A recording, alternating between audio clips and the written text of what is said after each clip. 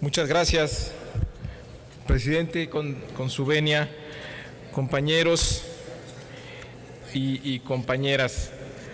He estado escuchando los argumentos que se han dado aquí para aprobar estas modificaciones, pero me parece que no se ha leído bien lo que se está proponiendo, porque lejos de representar una solución para el tema de endeudamiento de las entidades federativas, estamos abriendo la puerta a un mayor endeudamiento y se está legalizando a nivel constitucional todos los abusos y malas prácticas que se han presentado en estados y municipios. En muchas ocasiones hemos sido testigos de que una ley aprobada con las mejores intenciones, en su aplicación terminan generando situaciones no deseables o contrarias al fin que se perseguía. Dejemos claro que en esta ocasión no es así. Lo que hoy se aprueba son bases constitucionales para que nuestro país entre en un capítulo más de endeudamiento excesivo y el respectivo empobrecimiento de las siguientes generaciones. Que nadie se llame a la sorpresa. Es una reforma muy desafortunada para la economía mexicana y extremadamente peligrosa en el contexto actual, donde tenemos un gobierno urgido de recursos públicos y con una propensión al endeudamiento pocas veces vista. En estos apenas 2 años ha crecido la deuda en 30%, 6 puntos del PIB. Y aún con esa tendencia, esta reforma le abre posibilidades de mayor endeudamiento al gobierno federal. Pero además, lo que es más grave aún, se trata de la politización absoluta de decisiones económico-financieras fundamentales de las entidades federativas en favor de la Secretaría de Hacienda y Crédito Público.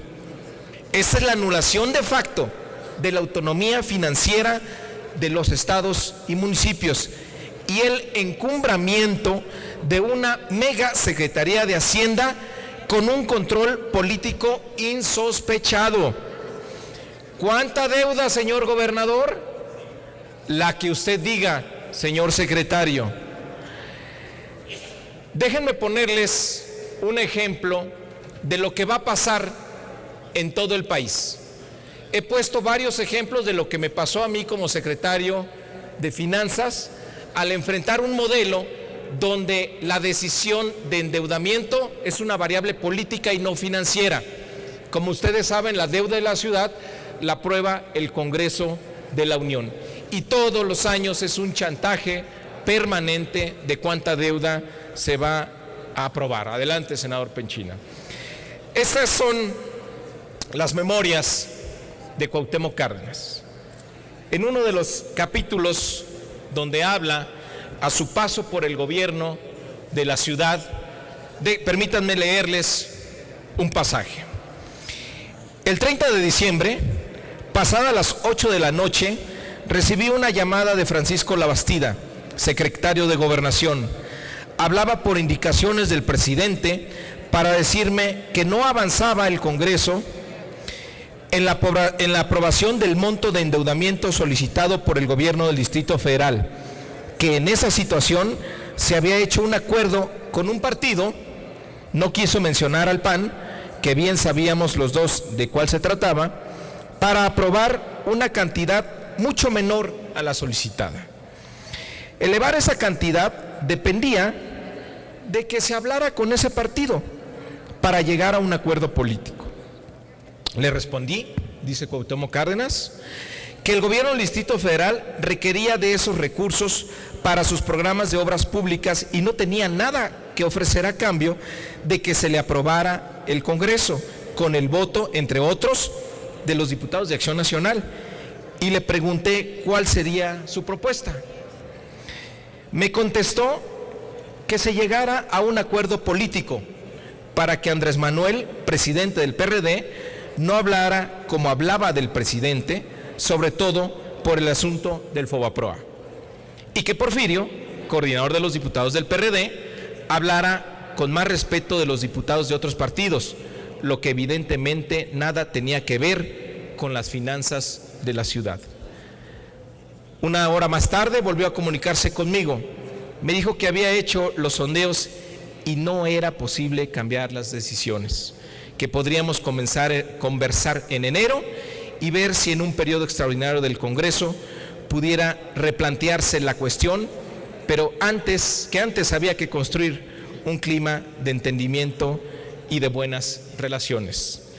Dice Cuauhtémoc Cárdenas, la realidad fue que en esa decisión perjudicial para la ciudad la tomó la mayoría para restar posibilidades de trabajo al gobierno del Distrito Federal en la atención a sus problemas y como represalia al PRD por no avenirse a respaldar las políticas entreguistas y contrarias al interés nacional del gobierno federal, como eran la transformación de deuda privada en pública, en el caso Fobaproa, y el comprometer el ingreso petrolero para respaldar el crédito impuesto por el gobierno norteamericano al de México para enfrentar el error de diciembre.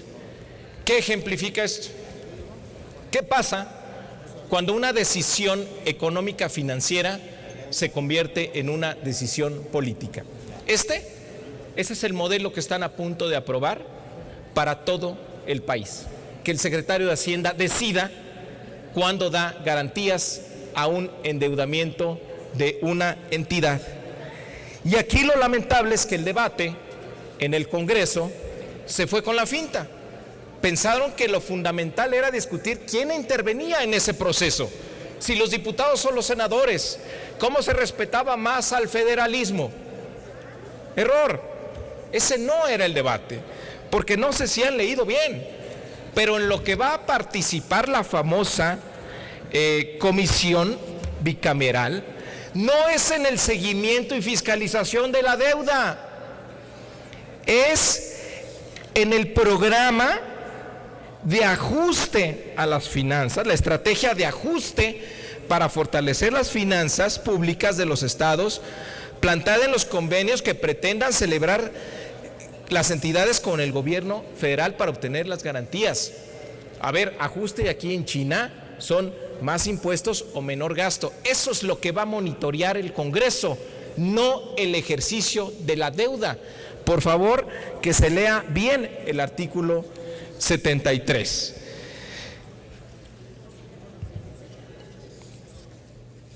Bueno, ¿había otra opción? Claro que había otra opción. ¿Qué tendríamos que hacer? Un modelo de endeudamiento que generara los incentivos. ¿Para qué? Para que se fortalecieran las finanzas de los estados y municipios. Es decir, que la salud de las finanzas públicas de este país se construyera de abajo hacia arriba, desde los municipios, pasando a los estados y llegando a la federación. No basta que nuestro país, en sus grandes variables macroeconómicas, tenga salud financiera si sabemos la crisis en la que están los estados y municipios. Hay ejemplos en el mundo de cómo las deudas subnacionales pueden detonar una crisis nacional. Habría que construir un modelo con los incentivos adecuados para provocar el fortalecimiento de los ingresos estatales y municipales, una mayor eficiencia y transparencia en el gasto público y la elaboración de proyectos de infraestructura que compitan por el financiamiento en un mercado local de crédito. Eso era una solución de mercado y con controles adecuados. La nueva definición del crédito de la nación es un gran despropósito que no le puede caer mejor en estos momentos al gobierno federal. Si el artículo 73 fue la gran camisa de fuerza para los presidentes, hoy se está convirtiendo en una camisa a la medida, perfectamente ajustable, flexible a los deseos del gobierno en turno. Se amplía el menú de posibilidades. ¿Qué pueden hacer? Pueden otorgar garantías. en favor del crédito de la nación. Es decir, se dan garantías. Pueden endeudarse para refinanciar o reestructurar la deuda.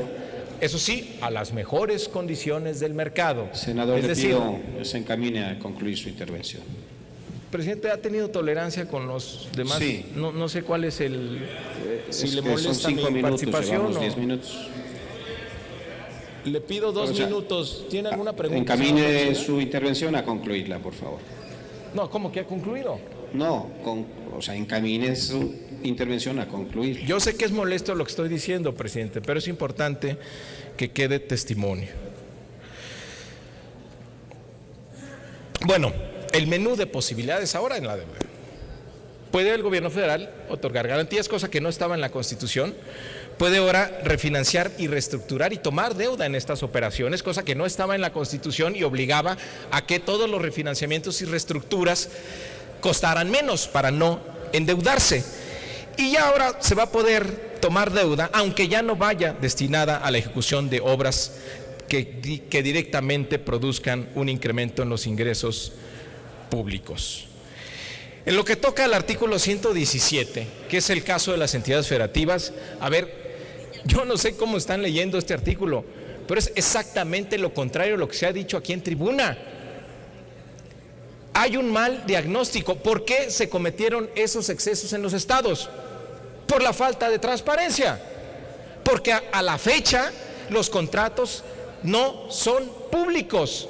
Y este 15% que ha crecido la deuda de los estados en estos 2 años es con la complicidad de la Secretaría de Hacienda, que no hace público los contratos que tienen las instituciones financieras con las entidades federativas.